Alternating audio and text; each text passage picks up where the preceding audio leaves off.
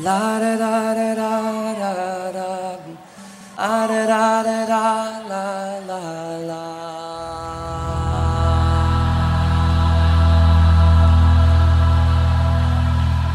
La da da da da da da. La da da da da da da. La da da da da la la la.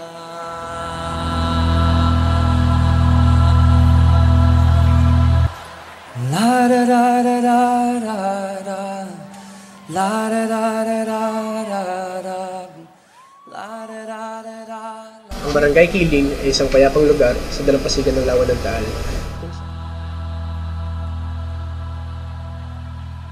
Kung saan ang pangunahing kinabubuhay ng mga mamayan dito ay ang pangingisda.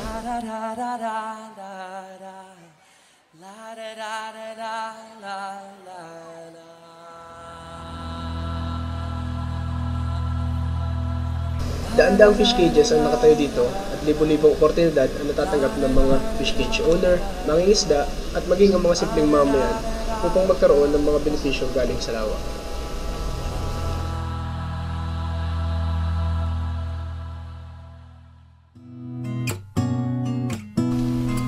Higit sa kagandahan ng lawa, marami pa rin kinakaharap na problema ang lugar na nakakaapekto sa pamumuhay ng mga taong naninirahan dito.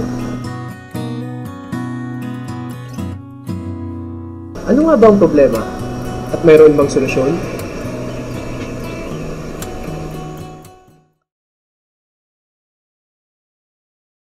Pagbabago,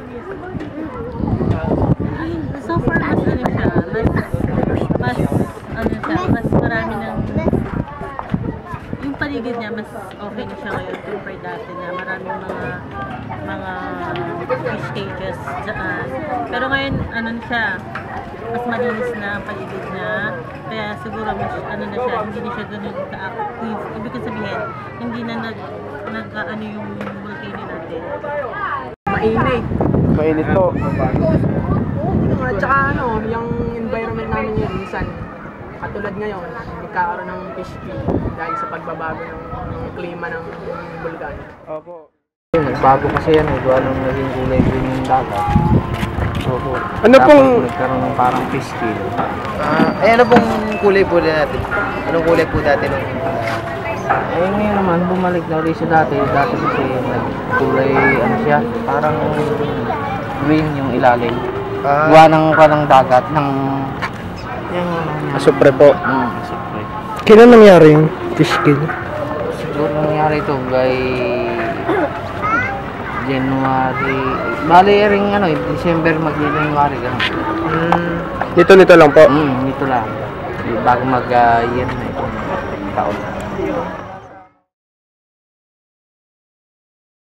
The people itself, yung mga basura, kita nyo naman eh, yung mga basura talaga, number one yun sa cost, kung bakit nagdudumi yung paligid. Tsaka yung, pero yung dalawa, hindi. Imposible. So, physical activities po ng tao yung nagpapadumi sa lawa. Pero mas lesser na siya ngayon, compare na. Okay po. siguro sa ko na lang problema dito yung problema naman dito yung Taal Volcano pag nag-a-active, di ba? Hindi naman totally yung maganda. Wala naman ako nakikita kundi yun lang talagang mag-a-active. Una, yung fish pan, nagtatapon. Tsaka mga ano, piggery. Diyan na tinatapon, diretso na. Saan yung piggery? Saan po yung piggery? Piggery ay ano yun. Hindi, kahit saan naman meron nun dahil kasi danan niya papuntang ang lawa. Dito po tinatapon lahat? Mari. Pagka naulan, nagdadala doon. Hindi talaga tinatapon. Hindi naman. Nadadaan lang yung mga pagkana.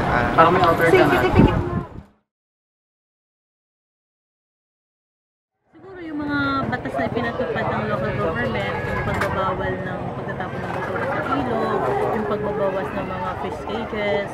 So, marami pa siya pinapatupad. Una-una, yung ano, yung mga fish cage, madami. Tapos, mga lumot, madami na rin. Tsaka, yun nga, madami ng dumi sa dagat. Tingin niyo po kailangan ng coastal cleanup dito? Ay, oo. Meron naman. Alam ko kung meron. Hindi na, syempre, napakalawak eh. Hindi mo malilinis yan lahat. tingin niyo po, kung kayo po bilang mga mamamayan dito, ano po mga maitutulong niyo upang mapanatili yung kalinisan ng lawa? Una, huwag magtapon sa sa kanal dahil ang kanal diretso yan sa lawa. Tapos, yun na nga, pag nasa dagat, huwag magtatapon ng basura.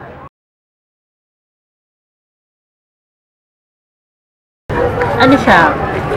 Kulang tayo sa consistency particular sa pagpapatupad ng batas first, consistency sa pagsunod ng mga ipinapatupad ng batas sa tao, at saka yung discipline ng mga talisayin na rin. Kahit yung talisayin, yung mga lugar na nakapalibot mismo sa kanal.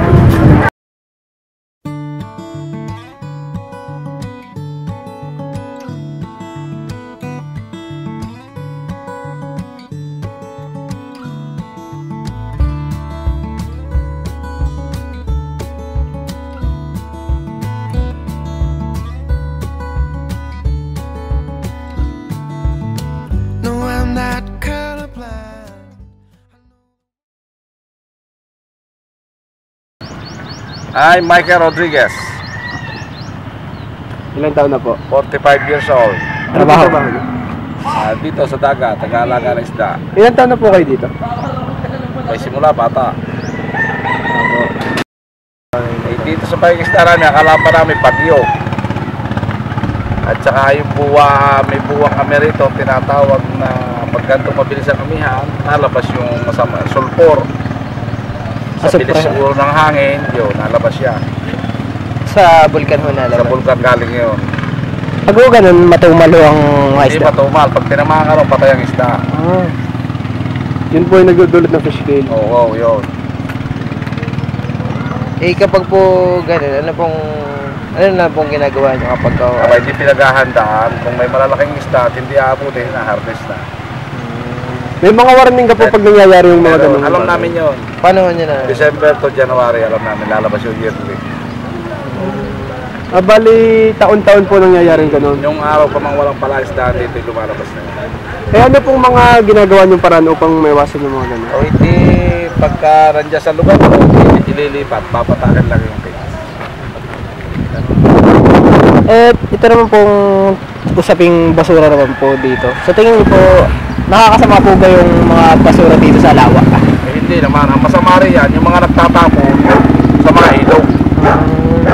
Ang madumidi yan, yung mga babuyan, tinatapon sa ilog, yung mga basura ng bahay, tinatapon sa ilog, nabubuntun yun dito sa amin. Kaya pag nagka-problema sa lawa, sasabihin lagi, fish cage. Hindi sa fish cage yan. So sa tingin nyo, hindi sa basura, sa basura ho ang problema? Hindi. Yung fish cage, Sa bulkan po mismo. sa garrison po yan. Taon-taon yan. Dahil nung araw pa mang walang palaisdaan dito, dumudong talaga ang isda. Hindi- Tapos ganyan buwan. Basta mabilis ang kami. Hindi naman na nakakasagabal sa inyo yung mga basura. Abay, syempre yan. Kaya yan, babagong linis to, lilinisin pa namin. Hindi mo makuha niyang basura kaya dahil yan ay sa talon ng dagat. So ibig sabihin yung mga basura, hindi ho gagaling dito? Mismo Ay, sa hindi. kilid? Malinis to. Kita mo naman, linis sa aming lugar. Sa tingin nyo kaya, saan ho kaya may bayan gagaling itong mga basura? Sa ilog. Sa lahat ng ilog na galing dyan sa bundok. O, kung gusto nyo, para mapatunayan nyo, bisitahin yung mga ilog. Yan, lahat ng ilog, bisitahin nyo. Dumakas sa ilog mismo. Makikita nyo kung gano'ng karami ang basura ang itinatapon ng mga taong mayon. Magbula dito sa buong masasakupang ito ng Tanaw at Talisay. Pumunta kayo sa ilog at lagi ang basura ay nasa ilog. At pag bumaha, dilinis ang kanilang tapat, patay ang dagat. Makikita mo, dahil plastic dyan, kala to. Mga shampoo, naglilinis kami dito kasi may asosasyon kami. Ano yung asosyasyon mo? Sa Alliance, dito sa aming pagpapalaisdaan, buong Lawa na Taal, kung saan kami dumadayo ng paglilinis. Ang makukuha mo lagi, pampers, shampoo, sachet ng shampoo, karamihan. Mga tsinelas. So ang problema ho, yung mga tao na nasa taas. Lagi. Ano naman po yung... Pag lang nagkaroon ng problema kami sa laot, sasabihin ng mga nasa mga newscaster na yan, lagi problema palaisdaan. Hindi sa palaisdaan lagi yan. Ano naman po yung masasabi niyo doon sa mga tao na tatapon doon? Aba, di gusto rin nila malinis ang kanilang kapaligiran na itapat sila magtapos sa malayo, dito sila nagtatapos sa ilog na hindi nila alam na nakakapurisyo yun dito sa dagat. Ang ating kapaligiran ay ang tanging pamana na maibibigay natin sa susunod na henerasyon. Mula sa magagandang tanawin, mga puno, hanggang sa ating mga halagang hayop. Pati na rin ang mga naibibigay nitong kasiyahan sa ating mga tao.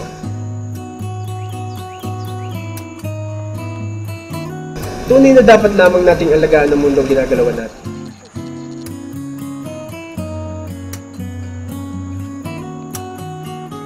Sa ating muling pagbiyahe, ay mararating na natin ang muling pagbangon ng inang kalikasan. Hanggang sa muli. Bilang isang estudyante, tingin ko marami tayong magagawa. Gaya na lang sa simpleng hindi pagtatapon ng basura. At syempre sa mga proyekto ng paaralan gaya ng coastal cleanup, ay makakagawa tayo ng pagbabago. Gaya ng mapapalinis natin tong tingin natin na hindi kaaya-aya sa paningin, o yung mga bagay na nagkukulang o yung mga sumusobra sa kalikasan na hindi na nakakaganda para sa atin. Kailangan lang natin ng disiplina para panatiling malinis ang ating lawa. Dahil hindi lang naman tayo makikinabang dito at kakailanganin din ito ng ating mga susunod na henerasyon. Thank you. Thank you. Bilang isang estudyante ng De La Salle pa, base sa mga sa na-interview namin, sa nakikita ko din, na talagang matindi yung human intervention na naging cause nito dahil na katulad nga ngayon, madaming lumot, tapos marami pang fish cages yun, na maaaring makasama sa kalikasan. Tama nga yung sinabi ng iba na maaaring mapanatili natin na malinis ang ating kalikasan. Dahil nga sa simpleng balat ng candy, sa pagtapon na sa basura, ay napakalaking tulong na nito sa ating kalikasan. Ganun lang po.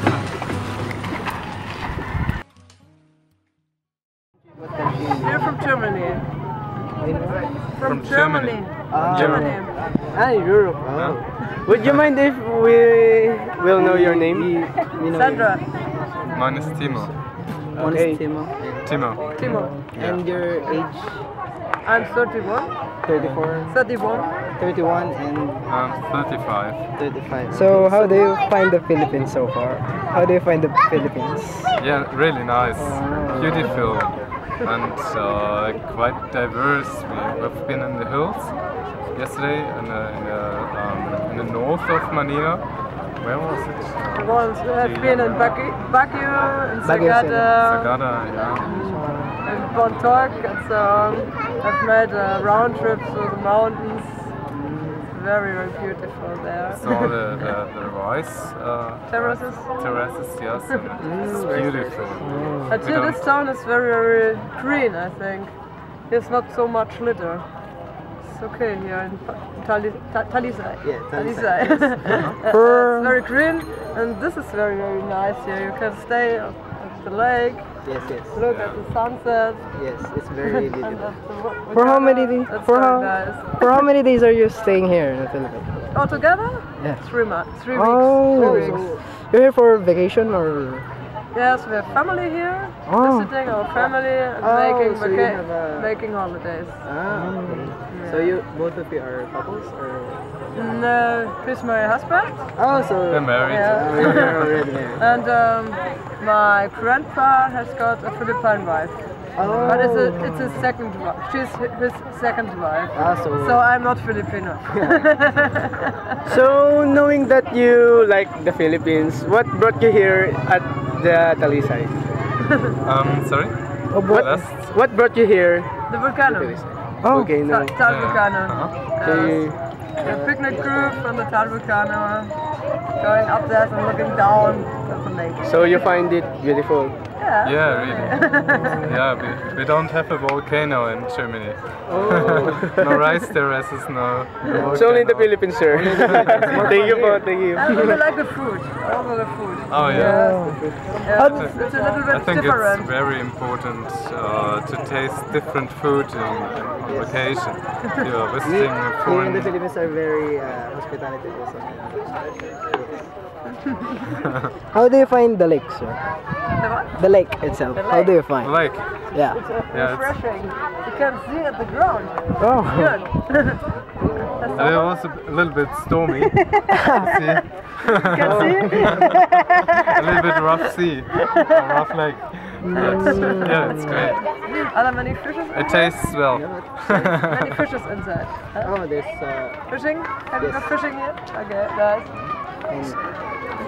so 0 to 1 10. to 10. From 1 to 10 is For me it's the 8. scale. Oh, 8 is much. It's different to say that. I think it's there's a need to differentiate. It's more, yeah, 8 maybe, but we haven't seen much. Oh. It's fantastic.